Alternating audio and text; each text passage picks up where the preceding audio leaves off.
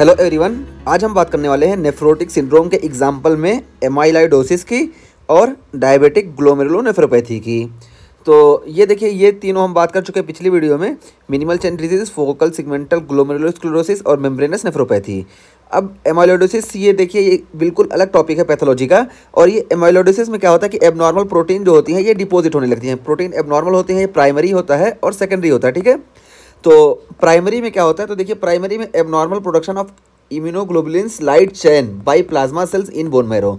तो bone marrow में plasma cell के जरिए एबनॉर्मल इम्यूनोग्लोबुलिन्स का प्रोडक्शन होने लगता है, वो भी लाइट चेन का, ठीक है। फिर जब ये एबनॉर्मल प्रोडक्शन होने लगेगा इम्यूनोग्लोबुलिन्स का, फिर ये जाके कई जगह पे डिपॉजिट होते हैं, हार्ट में डिपॉजिट होते हैं, किडनी में डिपॉजिट होते हैं। तो ये किडनी सबसे ज़्यादा इसमें इन्वॉल्व होती है, ठीक है, एमाइलोइडोसिस में।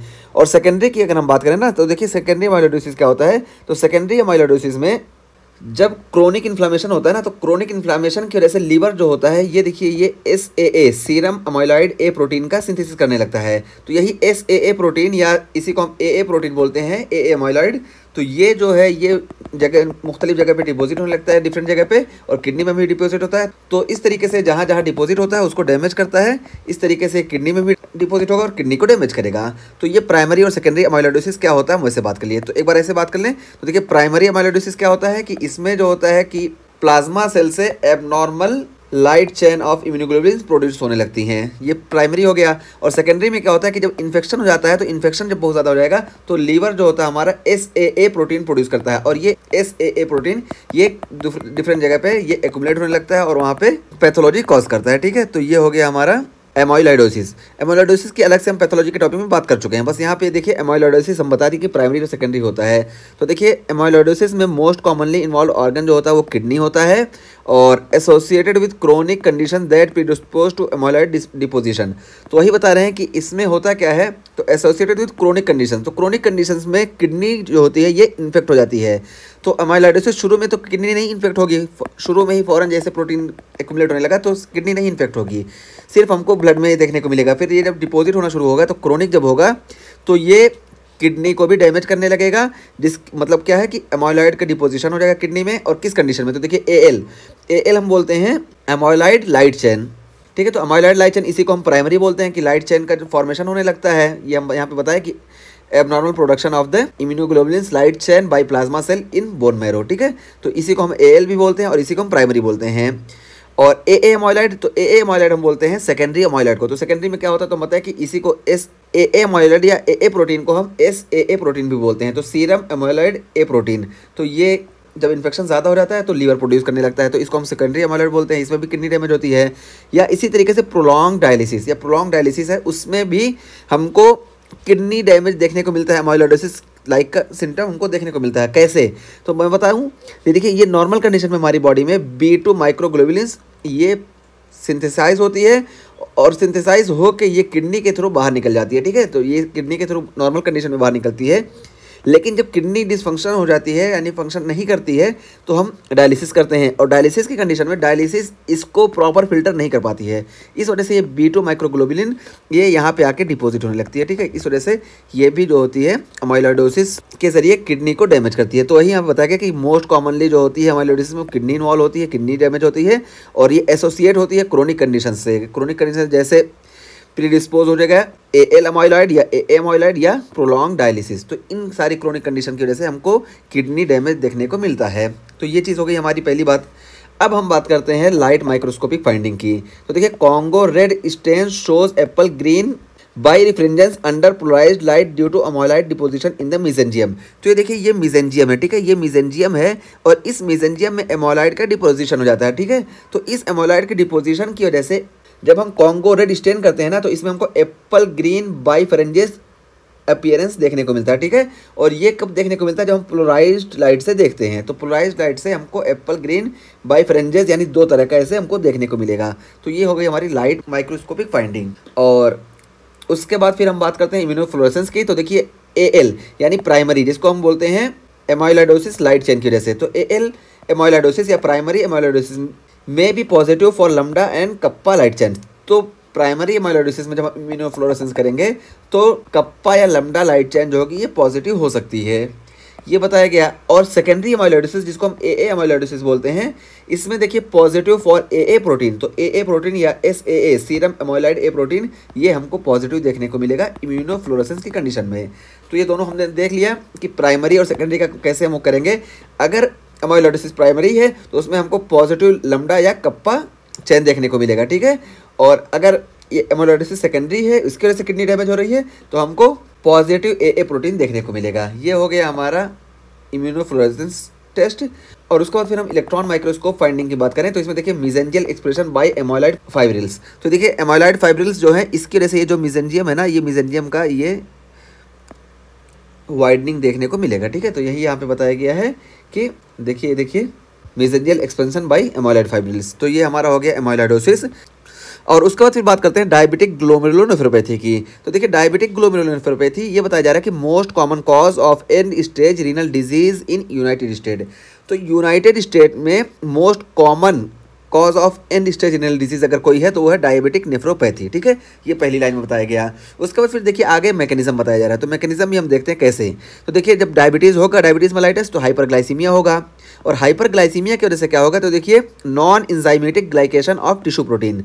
तो जो टिश्यू प्रोटीन होंगी, मान लो ये टिश्यू की प्रोटीन है, इनका नॉन इंजाइमेटिक ग्लाइकेशन होगा। नॉन इंजाइमेटिक ग्लाइकेशन का मतलब क्या हुआ कि बहुत ज़्यादा ग्लूकोज होगा हाइपरग्लाइसीमिया की वजह से, फिर ये ग्लूकोज आके यहाँ पे बाइंड करने लगेंगे। नॉन इंजाइमेटिक ग्लूकोज यहाँ पे आके बाइंड करेंगे, यहाँ पे कोई इंजाइम का रोल नहीं होगा, जिसकी वजह से क्या होगा, मेसेंजियल एक्सपेंशन। तो हमको ये जो मेसेंजियम है ना, ये देखिए मेसेंजियम, इस मेसेंजियम का हमको एक्सपेंशन देखने को मिलेगा।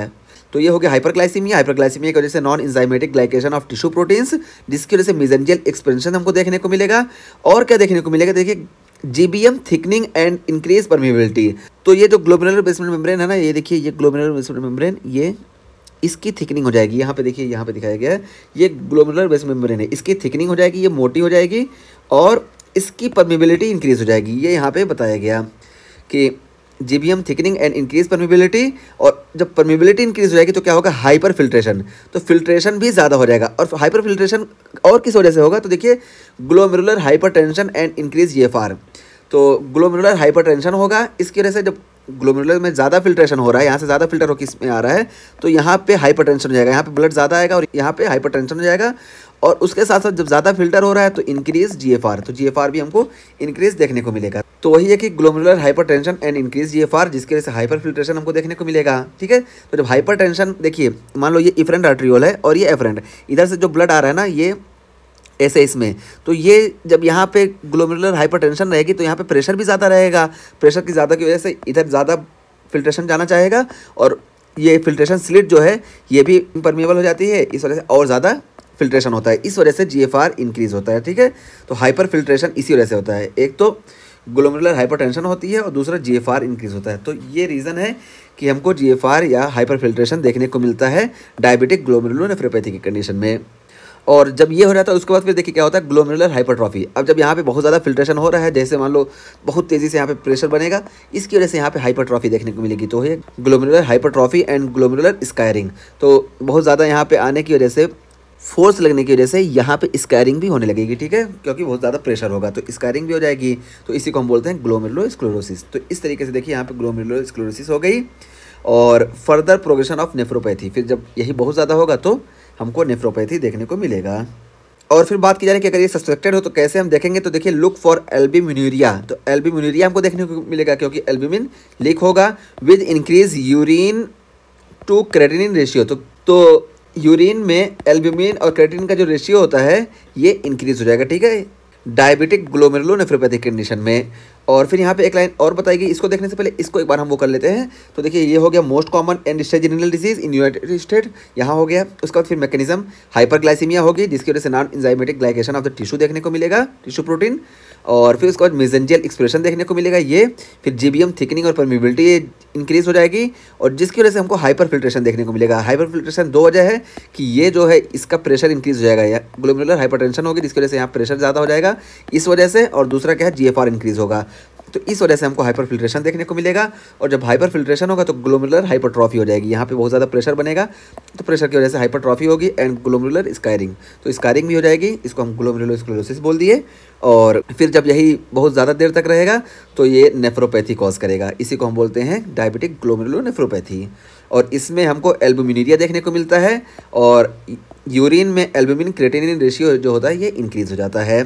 और उसके बाद फिर यहाँ पे देखिए क्या बताया जा रहा है, ACE inhibitors and ARBs are renoprotective. तो ACE इनहिबिटर्स और ARBs जो होते हैं ये डायबिटिक ग्लोमेरुलोनेफ्रोपैथी की कंडीशन में रीनोप्रोटेक्टिव होते हैं। क्यों? तो देखिए सबसे पहले हम बात करें तो ये दोनों जो हैं ये एंजियोटेंसिन को कम कर देते हैं, उसके एक्शन को। ACE एंजियोटेंसिन को कम कर देगा और ARB एंजियोटेंसिन का जो एक्शन है उसको कम कर देगा। और एंजियोटेंसिन करता क्या है, तो देखिए इफरेंट आर्टरियोल जो है ना इसको एंजियोटेंसिन कॉन्स्ट्रिक्ट करता है।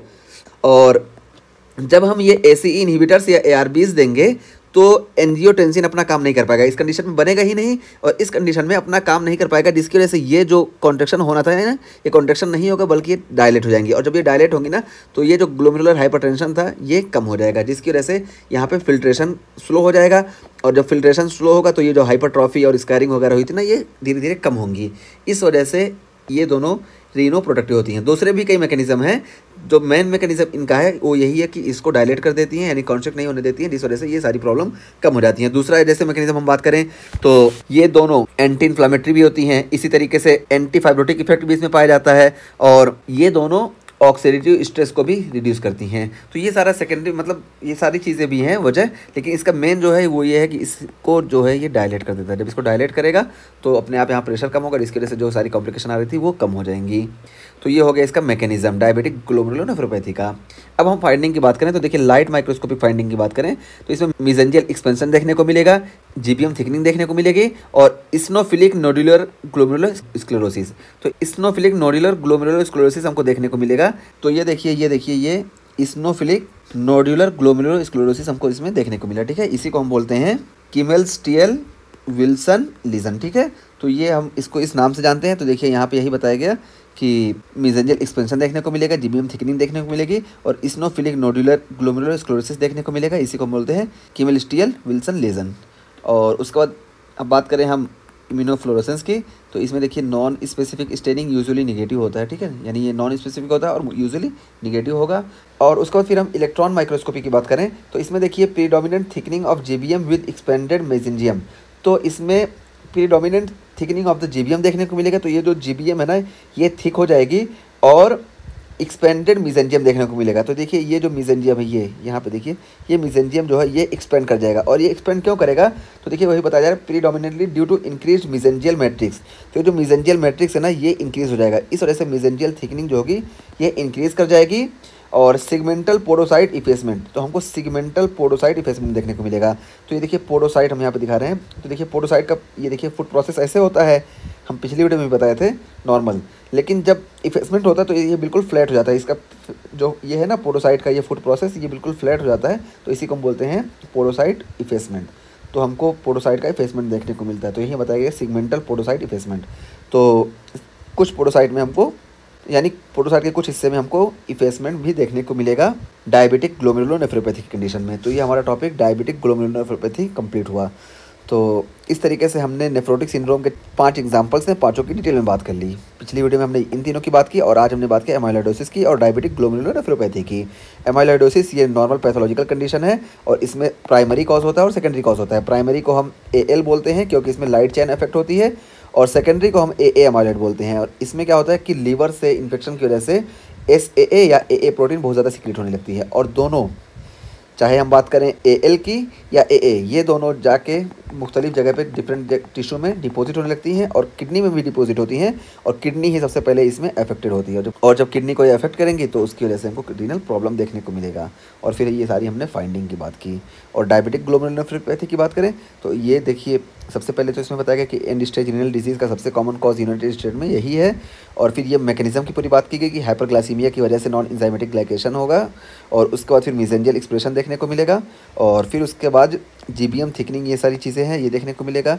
और इसमें देखिए ये चीज़ जो बताया गया कि ACE इनहिबिटर्स जो होंगे ये रीनोप्रोटेक्टिव होते हैं, साथ साथ ARBs भी। ठीक है, और क्यों होते हैं पूरा मैकेनिज्म हम बता दिए कि ये इसको इफरेंट आर्टरियल को डायलेट कर देते हैं। और बाकी ये सारी चीज़ें देखिए ये जो है हमको फाइंडिंग देखने को मिलती है, लाइट माइक्रोस्कोपिक फाइंडिंग, इम्यूनोफ्लोरेसेंस और इलेक्ट्रॉन माइक्रोस्कोपिक फाइंडिंग। ठीक है, तो ये हो गया। तो इस तरीके से हमारा ये टॉपिक कंप्लीट हुआ। Thank you.